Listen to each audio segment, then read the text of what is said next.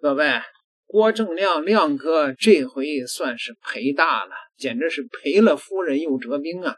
因为他在节目中呢，这个点评了一下那一头杂血品种啊，然后呢，石板明夫就威胁要告他，结果呢，郭正亮败了人品，在节目中说啊，这个道歉啊，然后呢，这个并且表达了对日本的那种喜爱。好，这家伙可好啊！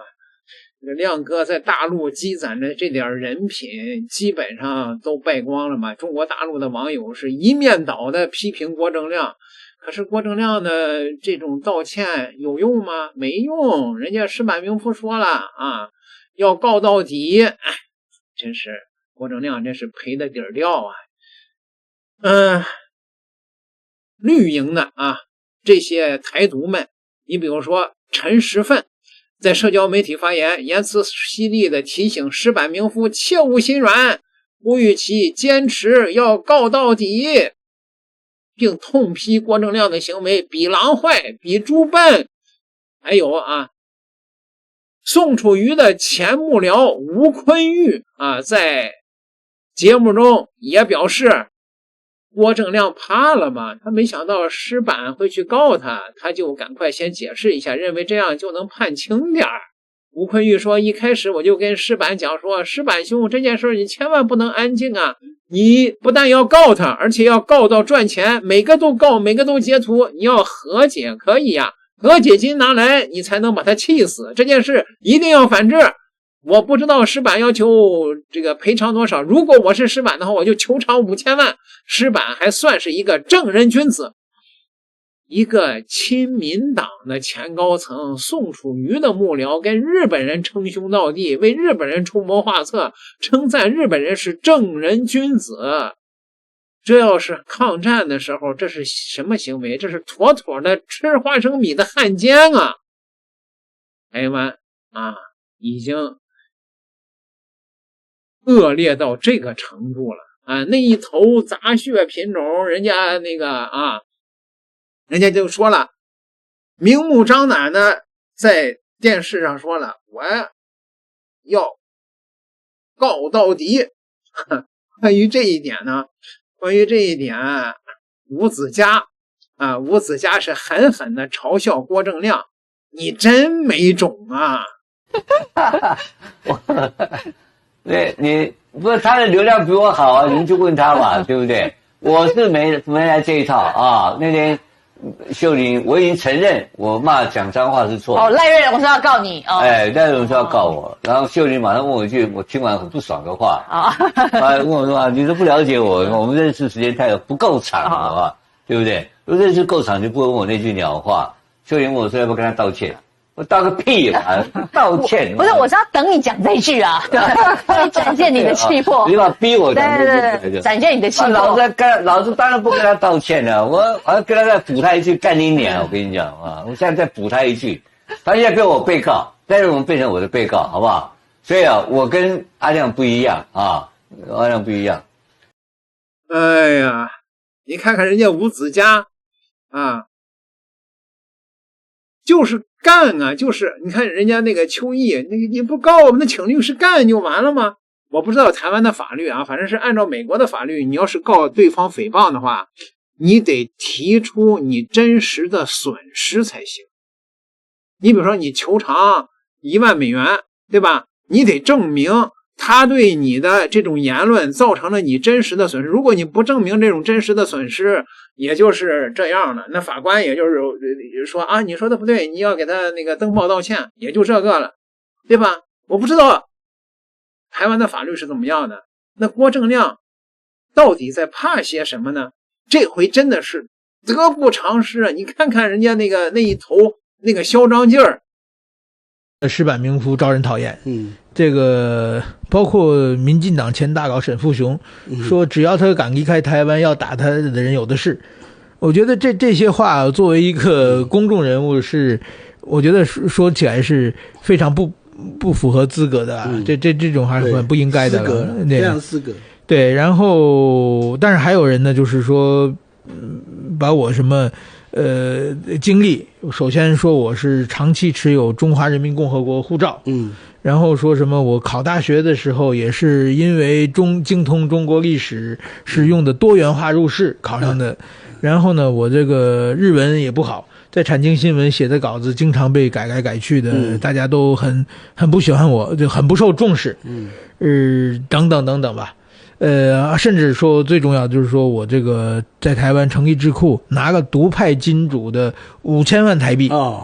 对啊，我希望他赶紧吃出证明，我也去找一找。对，哪一位？对，因为还没到账是吧？对，也许我还不知道是汇到哪个账号里面去了。对，对，这您对这些对我的攻击您怎么看？第一个，我觉得啊，是这个啊是很没有脑的。为什么叫很没脑的？第一个，你现在啊，你这个产经新闻，不是一个什么这个巷子里面的小报不是那种卖什么情色的或者什么六合彩的那种小报嘛。对，这个是日本这个历史相当悠久的一个非常正派的大报啊，对不对？你想想看啊，大报招记者。说你日文不好，你进得了报社吗？所以这个话就是对这个产经新闻最大的侮辱嘛！你怎么会招一个说日文不好的来当记者？而且他还当得很大呢。不，在此之前我日文不好，我那么多工作可以选，我干嘛当记者？我不自己给自己找麻烦吗？所以这个就是逻辑上都不通嘛，对不对？你用普通的推理就知道。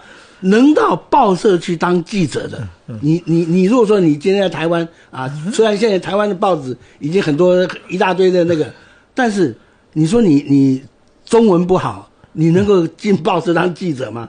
这一样道理嘛。对，更何况你看石板后来当到什么，对不对他什么外信部次长，外信部相当于我们这个国际翻译部类似这样的，对不对？这个都不是很简单的，你在这个而且能够派驻北京，然后又到台北来当支局长，这哪有这么容易啊？对不对？所以这个就表第一个你的脑袋有问题，第二个你本身的认知有问题，怎么会认为是什么其他的不用讲了当然他比那个诺贝尔。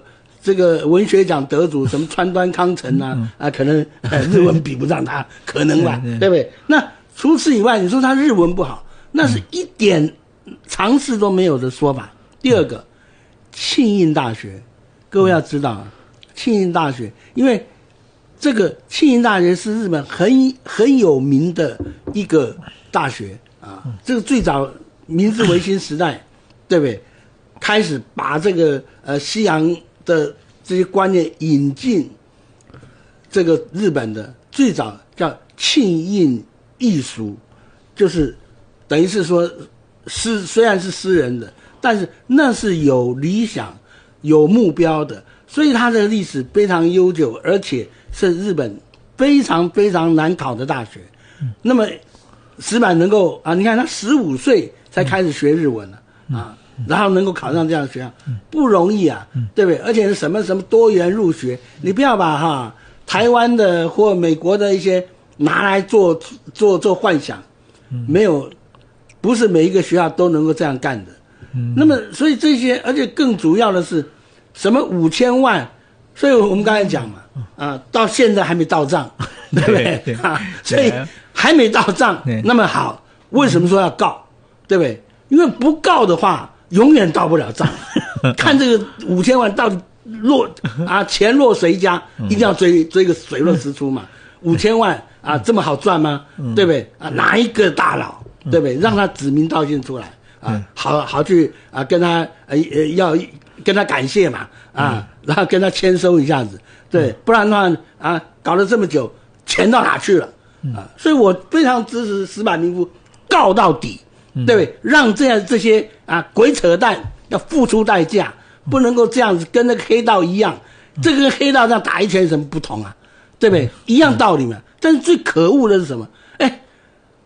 这个讲这屁话的人郭正亮，他是美国耶鲁大学啊，耶鲁大学是常春藤的名校啊，跟哈佛都是齐名的啊。耶鲁大学的政治学博士啊，一个政治学博士讲出这么没有常识、没有逻辑的话，说实在，你说你没有政治目的啊，你这是怎么来的啊？难道是做梦啊、梦游吗？所以这些人很可恶的。这种人啊，就是要让他接受法律的检验。对，所以说我其实我觉得他好多包括啊，唐湘龙也做一期节目说我日语不好，我不知道他们，我估计他们是同样一个人传出来的。唐湘龙也是在媒体当过很多年的嘛。是啊，我就讲我来台湾之前，我是产经新闻外信部最年轻的这个次长，就是编。为什么外信部的次长的年龄比较大？为什么呢？因为外信部的次长的最主要的工作啊，是给全世界的特派员，给他们派任务，帮他们改稿子，让他们稿子重写打回去。所以说，驻华盛顿的、驻这个洛杉矶的、驻伦敦的、驻莫斯科的、驻首尔的，全世界的特派员，都是最优秀的记者嘛。因为派外的成本很高嘛，你不能采访，不能写文章，不行嘛。他们来的稿子，我要打电话说你这稿子写的不行，要从头重写，从这个角度再写一遍。对，或者下星期我们写一个组稿，你要怎么写。如果在报社你没有一定的信用，你没有做出一定的成绩的话，他才不听你的。当然一定是啊，你是谁呀，对不对？你一个实习生，天天写稿子都不会写，你凭什么指使我？对，一定日文不好，还敢改我的稿子。所以说，在做外信部的这个次长、这个编辑，基本上很大的功力，你要跟这些每个都鼻孔朝天的特派员这个沟通啊，沟通，你要镇住他们嘛。对，他们来的稿子你要改。你改完以后，他们可能不服啊。对啊，会啊，当然啊。文人相亲呐。这个在台湾的新闻界也是一样嘛。对，所以说，当然产经新闻有几个大稿的稿子，我也不敢改。对，这是真的。但是说这不是因为文章的问题，这是政治力量问题。所以说，我觉得他们这些指控啊，我觉得大家听听不。我觉得听听其实对我无所谓嘛，我自己日文好不好我自己知道嘛，而且这个我出过那么多本书，编辑现在不停的还让我写文章，我这个没有，但是我担心就是为什么我是一个被害人啊？对啊，被害人，你为什么在检讨被害人？这是很奇怪的现象啊。对啊，对啊，你刚才讲到这个，我突然想到说。产经新闻好像特别出了一篇社论还是什么？对，昨天产经新闻的社论啊，哎呦，这个是为你这个事情，对，给大家看一看，给大家看一下啊。这个因为我日文不好，我不知道他这是什么意思。对，你告诉他，绝对不允许这个暴力镇压言论，然后这个是前台北支局长负伤事件，这个是通过这个写了一篇这个主张。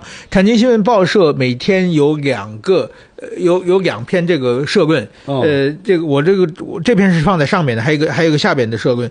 这个两社论是对这个总体的这个每天发生的重大新闻，就是说产经新闻认为是最重要的，然后呢。把产经新闻的观点让出来。这个社论表面上是一个，它不是一个人写的。这个产经新闻的社论委员有30多个，他们每天要开会，然后决定选哪2篇，然后决定由谁来执笔，然后最后稿子上来以后，这个由这个社论说委员长、副委员长大家集体的改稿才能通过。所以因为是代表产经新闻的意见嘛，对，所以说这个产经新闻很感谢我的前东家，这么相挺，说明我在产经新闻还是比较受重视的。当然，所以我觉得这个从这一些看出来嘛，石坂民夫不是泛之辈啊。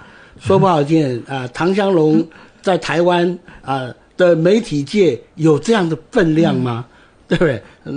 所以这些都是非常的没说他没有尝试还是客气了。当然这些都别有用心嘛，对不对？都是要把石坂民夫抹黑把他这个好像说他一文不值。但是从这里我们可以看出来，为什么第一个是找石坂民夫？为什么？就像当初为什么第一个制裁的是曹新成？为什么？一样的道理，因为站在敌人的立场来看台湾。石板民夫现在是怎么样？还是坚持要告你吗？我不知道。他跟律师谈嘛，这个尊重对方嘛。不过我即便有被告开庭，资料就是这样啊，也没有更多啦。所以就要跟他，所以我才说一次说清楚嘛。那主要当然就是误会，他是财团法人啊，这个是根本性的。主要就是他也是针对这一项是让他最不能接受。对了，那坦白讲，我问我的朋友，到现在每一个人都以为是财团法人，因为他对外都说是智库嘛，所以就是这样。你那时候资料收集上面呢？我后来我朋友就跟他说，应该他如果这样坚持，可能就不是财团法人。那我就是用公司查询去查，才知道真的不是啊。哦，你就是反向回去搜寻。公司查询你输入印代战略，他公司名字就跳出来了。对啊，就是这样。好，那就知道自己错了。对这个事情，就是我看到你有发现这个谢志伟有上车这件事吗？谢志伟就骂他就说呢，你看为什么这个亮哥啊？他说：“亮哥不敌石板民夫，既然叫板不成，不仅应该道歉，更应该向外界交代事情真相。他不是做了吗？然后他说资料怎么这么落差？他说为什么这一次你的上阵这么匆忙？他是说你在配合人家作战，然后资料没有收集完整，就匆忙上阵，然后到最后就翻车。他的意思是这样子。这个我看长期以来很多人都以为是财团法人，这不是资料收集啊，因为主要。”跟法律争议有关的主要是这一点，其他其实，在法律争议上都还算合理评论的范围啦，就这样啊。那这个是对错嘛？因为这个涉及成立那个单位的需要的金钱嘛，那当然这个就严重误会嘛。那这样子告是告什么诽谤吗？还是妨碍名誉？都是妨碍名誉啦。可是有一些，这个就是我们法律的认定啦，因为。我也不是没打过这种官司啦，就是什么叫做合理评论范围？对，那是不是有真实的恶意啊之类的嘛？就是这样啊，那这谢志伟本来就跟我不合啊，所以趁机上车也完全可以理解。你们以前有在哪边有交涉过吗？比较多互动吗？我当一看到我在批评民进党是真的之后才开始有一些。对。他跟我都是动物大学的啊，还有趁机上车的也还有黄伟汉啊，对不对？那黄伟汉连国事务相关的财团法人成立基金需要5000万，他都不知道，那我就不知道是谁准备不足了，对不对？还来就对了，你还要再开这种战场？不是，因为这个资料可以查到嘛，这个有。所以我说我犯的错误就是我没有想到它是一家公司。那既然是作为基金会，那我跟你讲了，陆委会、外交部相关的业务成立基金是3000万5000万嘛，这个是规定的。那因为我们误解它是基金会嘛，那因为它的业务真的就是管你看他的顾问很多都是军人啊，包括日本的中山泰秀，那当过防卫副大臣呢那还有那个我们台湾内部有一些将军啊，所以我们想当然了就这样推论啊，就是这样。但是这次虽然很不想要这样说可是这次还是看到了亮哥他为大家示范什么叫危机处理的这个几大步骤，他每次都一直讲了很多。我这个算了，就是先道歉，然后再把它讲。因为那个错没有办法掰啦，你怎么掰？人家没有那个成立基金的必要需求，是一翻两瞪眼的事情啦。对啊，所以你首先就要针对你明显的错误你就要认了，对，就这样嘛。你看，我们刚刚观众朋友刚好在你在讲的同时，他也在问说，可是老汉也来打亮哥你今天要不要来聊聊看？他也在酸你说老汉现在又捡到枪了。他那也不是捡到枪啦，因为是灿风，他在灿风那个嘛，风灿，风灿里面的一个长官啊，他就说我们可不可以播你的影片啊，说要讨论。我说可以啊，当然可以啊。那我后来因为我也看到了嘛，我就寄给他我说怎么连业务相关的财团法人要5000万都不知道？你跟他本人讲哦？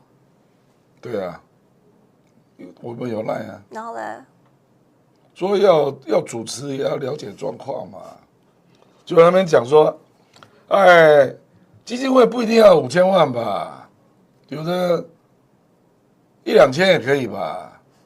那你讲这个就没进入状况了。我们影片讲的那么清楚，说这个就国防相关的嘛。